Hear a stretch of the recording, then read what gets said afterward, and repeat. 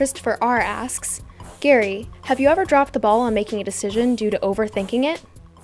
Chris, I would say that I almost need her to repeat it, but I think I got it. Actually, I sent it to her, so I got it. So I got it. The reason I sent it to India was, I saw this, Chris, in the feed, is I'm actually normally making mistakes in the other direction. So I tend not to overthink at all. I'm very intuitive, and most of my business mistakes have been to act too quickly and then have to bail out. I have found that speed trumps everything, and so for me, when I weigh opportunity costs, I'd rather start something, both money and time, if I intuitively feel it, and then let it fail 6 months or a year later.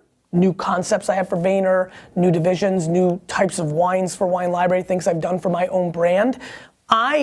And I want to push so many of you for this. I really want to push a lot of you. So many of you are not taking action because you overthink it. You overthink it. You overthink it.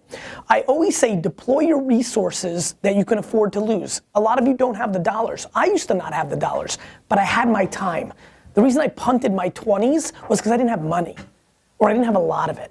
You know, a lot of you hear about the $3 million business. I love when people like try to rag on me and say, oh, hey, if everybody had a $3 million business. I mean, every single kid that gets $500,000 in startup, which was millions, had more dollar resources than I had. We didn't have dollars. Business did $3 million.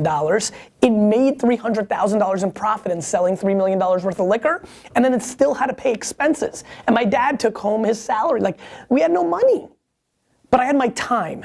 And I would test things, and I stayed up. I didn't punt my 20s for kicks and giggles. I punted them because the only resource I had was my time. And so I had to work 18 hours a day because it's what I had. Got it?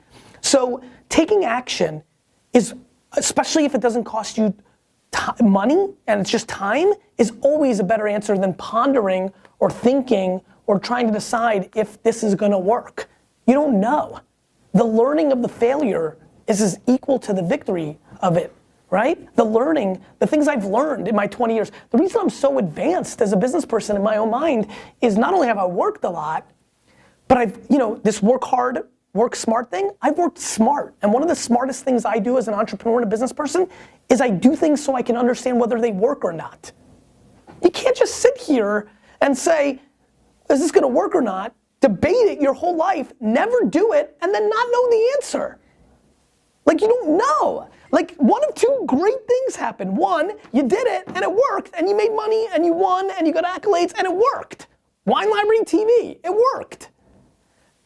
The Wine Library, the classes that I was gonna do, or I'm trying to think of things that fail. It's like, so another thing is I just forget them so quickly. I'll work on this. You know what, India? I wanna do like top 11 things I did at Wine Library that didn't work. Local van delivery at scale I never did. So one of two things happen. Either it works and you make money, the email service, it worked. Or it doesn't and you're like, well, I'm not gonna do that again.